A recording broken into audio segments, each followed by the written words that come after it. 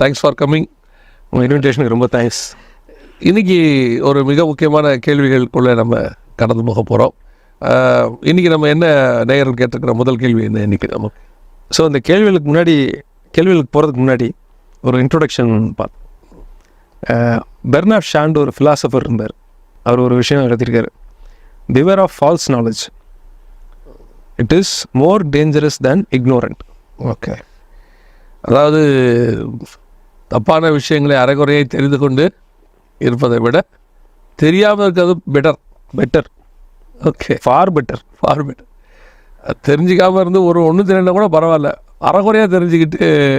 அரைகுறையாக தெரிஞ்சுட்டு அதை ஒரு கன்க்ளூஷனுக்கு வந்துட்டு நீங்கள் எங்கே வரீங்கன்னு எனக்கு புரிஞ்சிருச்சு. இன்றைக்கி எபிசோடு எங்கே போகுதுன்னு தெரியுது. சரி பிரதர். ஸோ நம்ம போன எபிசோட்ஸில் ஆதி ஆகமத்துடைய க்ரியேஷனை பற்றியும் அதனுடைய கன்சிஸ்டன்சி, காடு பண்ணது அவ்வளோ ரீசனிங்காக அவர் எழுதி கொடுத்துருக்காருங்கிறதையும் பார்த்தோம். க்ரியேஷனில் அரைகுறையாக தெரிஞ்சுக்கிட்டு பேசுகிறவங்கள தான் நீங்கள் ஆரம்பத்தில் நம்ம பார்த்துக்கிட்டே இருக்கிறோம்.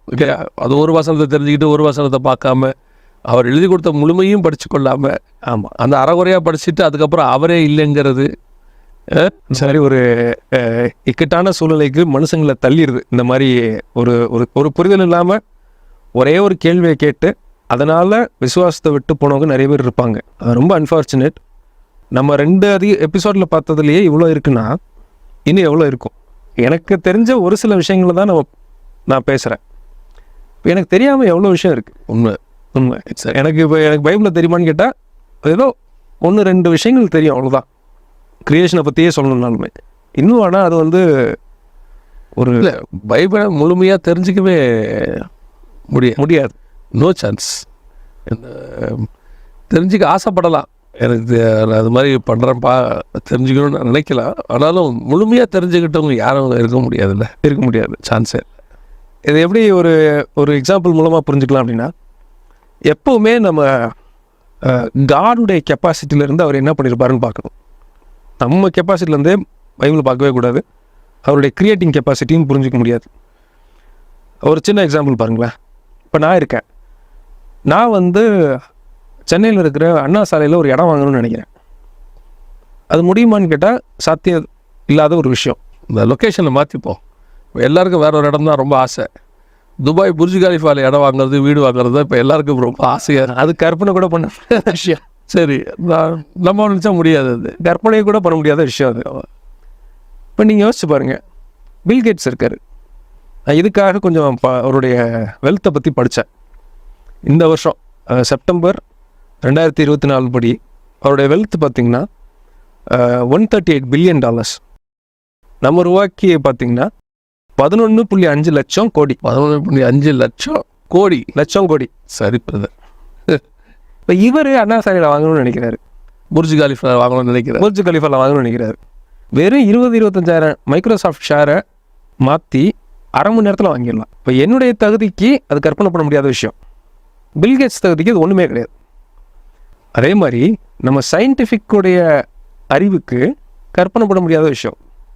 கடவுளுடைய ஞானத்துக்கும் கடவுளுடைய கெப்பாசிட்டிக்கும் அதெல்லாம் ஒன்றுமே இல்லை. நம்ம மிக பெருசாக நினைக்கிற ஒரு விஷயத்த அவர் வியூலேருந்து பார்க்கணும் நம்ம. எக்ஸாக்டாக அப்போ பார்த்தா அது ஒன்றும் இல்லாதமே நமக்கு தெரியும். ஒன்றுமே சின்ன விஷயம். இது மாதிரி 1000 விஷயத்தை கூட அவரால் பண்ண முடியும்.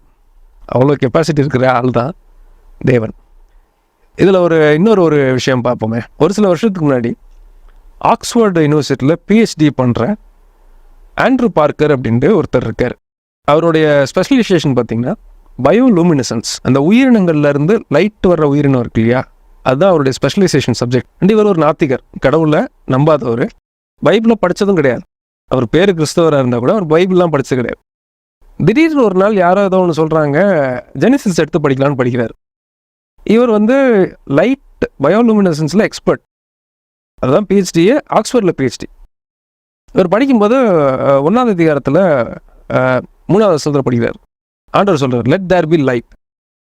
இவருக்கு என்ன ஒரு பெரிய விளங்கி கொள்ள முடியாத ஒரு விஷயம்னா, இவர் கடவுள் எழுதினாருன்னே அதை நம்பலை. பைபிள் ஆண்டவர் எழுதி கொடுத்த புக்குண்டே அவர் நம்பலை. ஒரு பழைய காலத்து ஒரு ஏன்ஷியன்ட் டேஸில் இருந்த ஒரு ஹீப்ரூ ரைட்டருக்கு லைட் இல்லாமல் எதுவுமே பண்ண முடியாதுங்கிறது எப்படி தெரிஞ்சிச்சு? மோசையை குறித்து. அவர் மோசை எழுதியிருக்காரு நினச்சிக்கிட்டாரு. அவருடைய கணக்கில் ஒரு மனுஷன் ஃப்ளூக்கில் சான்ஸில் எழுதியிருக்காரு. அதான் அவருடைய அண்டர்ஸ்டாண்டிங். அதுக்கப்புறம் மீதியெல்லாம் படிக்கிறார் சீக்வன்ஸாக படித்து பார்க்கும்போது ஒன்றும் இல்லாமல் இன்னொன்று வர முடியாது. அந்த சீக்வன்ஸில் ரொம்ப ரொம்ப அக்யூரேட்டாக இந்த சயின்ஸை வச்சு புரிஞ்சிக்க விஷயங்கள் அந்த சீக்வன்ஸ் ரொம்ப ரொம்ப அக்யூரேட்டாக இருக்குது. அடுத்தடுத்த விஷயங்கள் எல்லாத்தையும் அவர் என்ன பண்ணுறாரு, அவர் ஆண்டவரை நம்பலை, கடைசி வரைக்கும் நம்பலை. ஆனால் இதை புரிஞ்சிக்க முடியாத விஷயங்கிறது ரொம்ப அற்புதமான சயின்டிஃபிக்காக எப்படி இது அக்யூரேட்டாக இருக்குது அப்படிங்கிறத ஜெனிசிஸ் எனிக்மா அப்படின்ற ஒரு புக்கே எழுதுறாரு. அதாவது காட்ஸோடைய கிரியேஷன் நம்ம சொல்கிறது சயின்டிஃபிக்கலி அவங்களுடைய ஃபார்முலாவுக்கு கரெக்டாக இருக்குது, அக்யூரேட்டாக இருக்குது. வாவ், அதை இவரால் நம்பவும் முடியல. எப்படி ஒரு பழைய காலத்து ஒரு மனுஷன் இவ்வளோ பெரிய விஷயத்தை எழுதினாரு அப்படின்றத அவர் நம்ப முடியல. ஆனால் அக்யூரேட்டாகவும் இருக்குது. ஜெனிசிஸ் எனிக்மான்னு ஒரு புக்கே எழுதுறாரு. ஆனால் அவர் கடைசி வரைக்கும் ஆண்டவர் ஏற்றுக்கல. இப்போ ஏற்றுட்டாரான்னு எனக்கு தெரியல. ஆனால் அந்த புக்கு எழுதி முடிக்கிற வரைக்கும் அவர் ஏற்றுக்கல. நான் ஒரு விஷயத்த ரொம்ப இதில் நான் ஒரு நம்புகிறேன் பிரதர். என்னென்னா 2 காரியம் அதில் இருக்குது. ஒன்று வந்து ஒரு ப்ரூஃபோ எவிடன்ஸோ இது கொடுக்கக்கூடியது ஒரு மனுஷனுக்கு என்லைட்மெண்ட் கொண்டு வரும். அவனுக்கு வந்து ஒரு வெளிச்சத்தை கொண்டு வருமே ஒழிய ஒரு நாளும் அவனை மாற்றாது. அது அவனை மாற்றுறது கர்த்தரை அவன் நம்புறது விசுவாசத்தின் அடிப்படையில் மட்டும்தான் இருக்குது. எக்ஸாக்டாக. ஏன்னா ப்ரூஃப் கொடுத்து ஒருத்தர் மாறிறான்னா இன்றைக்கி எல்லா சயின்டிஸ்ட்டுமே மாறி இருக்கணும். நம்மளுக்கு யோசிக்கிற முடிகிற விஷயத்த இவங்களுக்கு யோசிக்க முடியாதா? முடியும். ஆனால் பண்ண மாட்டேன்றாங்க. அவங்களுக்கு அந்த தேவ வெளிச்சம் அவங்களுக்கு இல்லைன்னு நான் நினைக்கிறேன். ட்ரூ இல்லையா? ட்ரூ. அப்போது ஆனால் இதே நேரத்தில் இன்னொரு காரியத்தையும் பார்க்குறேன். வேலஸ்ன்னு ஒருத்தர், நீங்கள் எல்லாருக்கும் தெரிஞ்ச விஷயம் தான். வேலஸ்ன்னு ஒருத்தர், அவர் வந்து ஒரு தடவை ட்ராவல் பண்ணும்போது இதே மாதிரி ஒரு சயின்டிஸ்ட்டு தான் அவர் வந்து மிகப்பெரிய எழுத்தாளர் அந்த வேலஸ். அவரை வந்து இவர் சொல்கிறார், நீங்கள் ஏன் ஒரு புஸ்தகம் பைபிள் தப்புன்றதை ப்ரூஃப் பண்ணுற மாதிரி ஏன் ஒரு கதை பண்ணிடக்கூடாது அப்படின்னு சொல்கிறாரு. அதுக்கு தான் அவர் பைபிள் படிக்க ஆரம்பிக்கிறார் வேலஸ். ஓகே. அவர் பைபிள் படித்து முடித்த பிறகு அவர் ஒரு முடிவுக்கு வராரு, இயேசு கடவுளாய் மட்டும்தான் இருக்க முடியும் அப்படின்னு சொல்லி அவர் எழுதுனதா பென்ஹருங்கிற புக்கு. ஓகே. பென்ஹருங்கிற புக்கு அதுக்கப்புறம் 1950s மூவிஸாக எடுத்து அந்த ஆஸ்கார் அவார்டு வாங்கி ரொம்ப ஃபேமஸ். அது அவர் அந்த வேலஸ் எங்கே எழுத போனார் அப்படின்னு கேட்டிங்கன்னா, அவருக்கு ஒரு சயின்டிஸ்ட்டு அவரோட ஃப்ரெண்டு. ஸோ இவர் பைபிளை படித்த விதத்துக்கும் இப்போ நீங்கள் சொன்னவர் படித்த விதத்துக்கும் வித்தியாசம் இருக்குது. ஆனால் 2 பேருமே கண்டுக்கிட்டாங்க.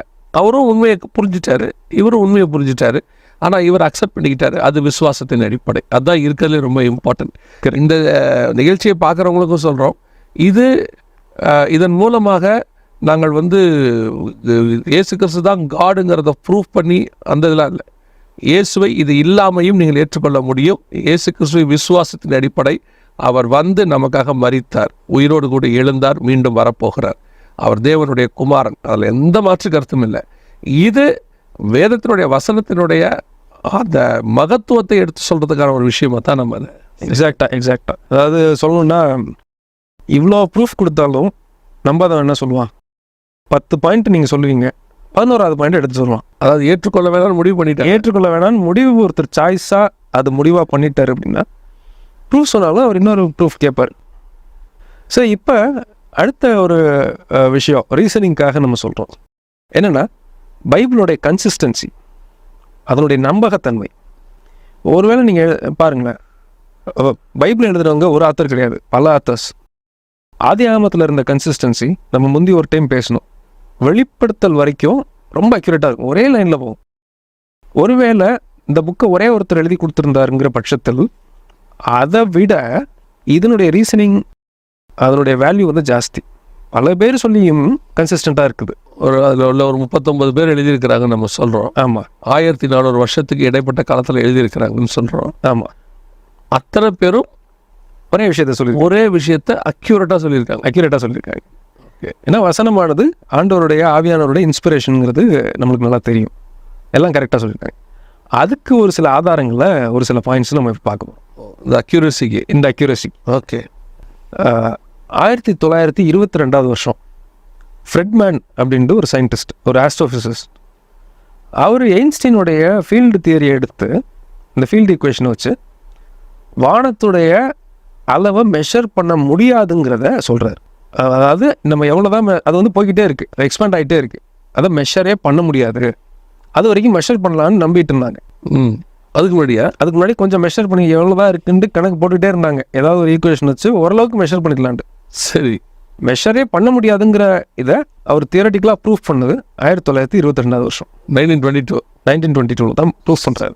சரி, ஏன்னா அது விரிவடைஞ்சிட்டே போயிட்டு இருக்குங்கிறத அந்த அனாலஜியை வச்சு ப்ரூஃப் பண்ணுறது.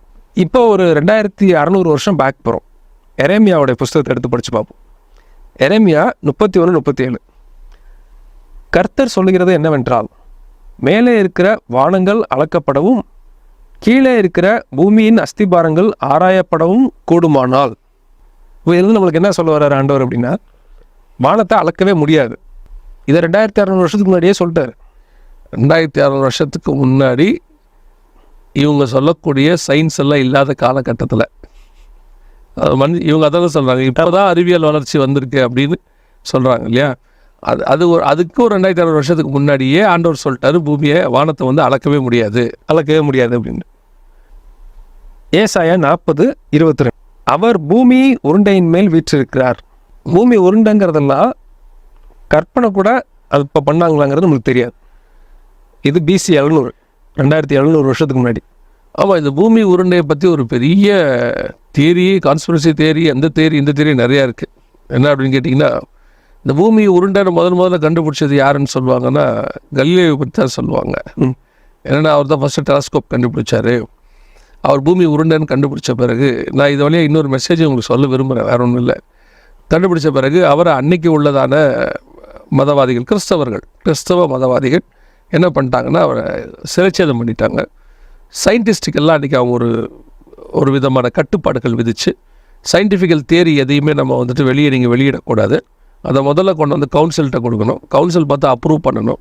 என்ன காரணம் அப்படின்னு கேட்டால், அவங்க சொன்னது பூமி உருண்டை இல்லை, பூமி தட்டை. அவங்க நம்பிக்கை அன்றைக்கி இருந்துச்சு. அதாவது வசனத்தை படிக்காத கிறிஸ்தவர்கள் நம்பிக்கை அது.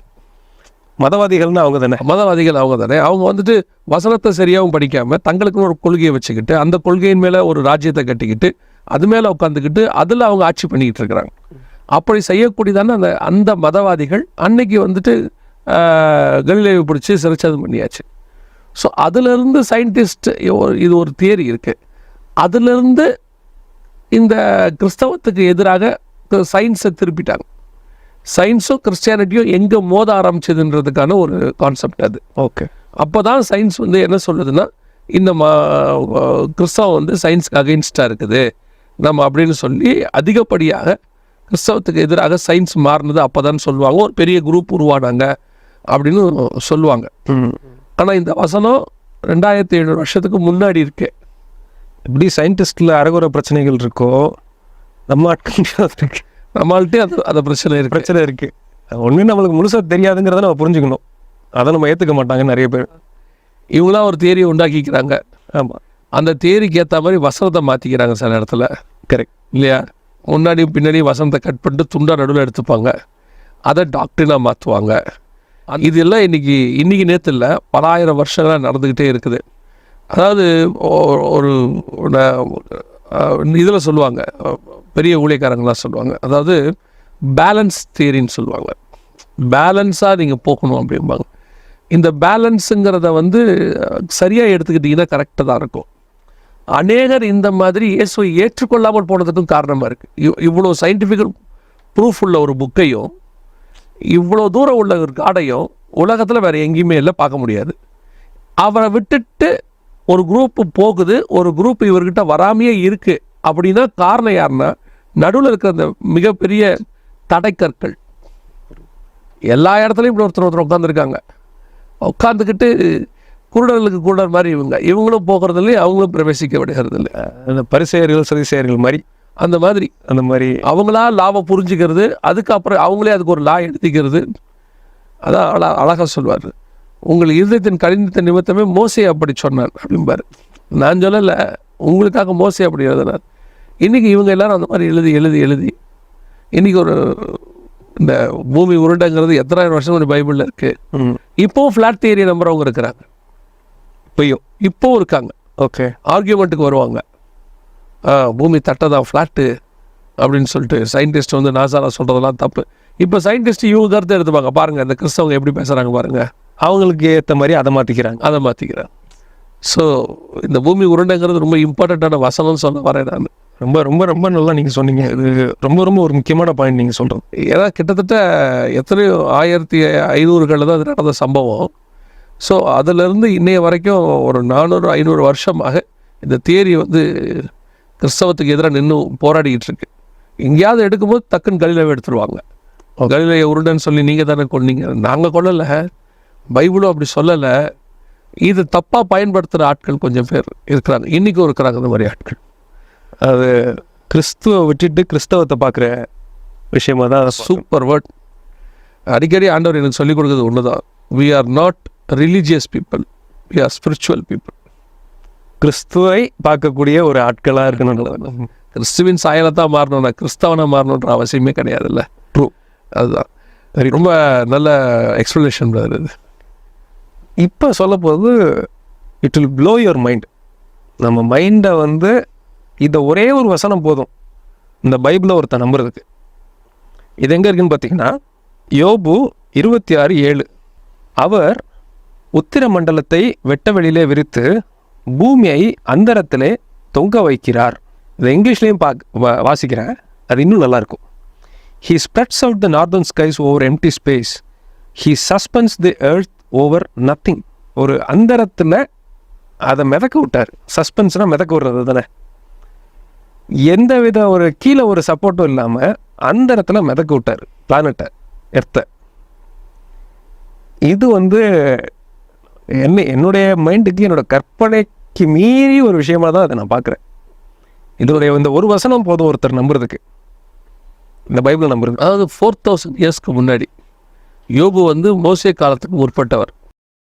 ஓகே, ஏன்னா மோசே தான் யோபு புக்கு எழுதுனது. ஓகே. அந்த சுமேரியன் சிவிலைசேஷன் பீரியடில் உள்ளவர் தான்.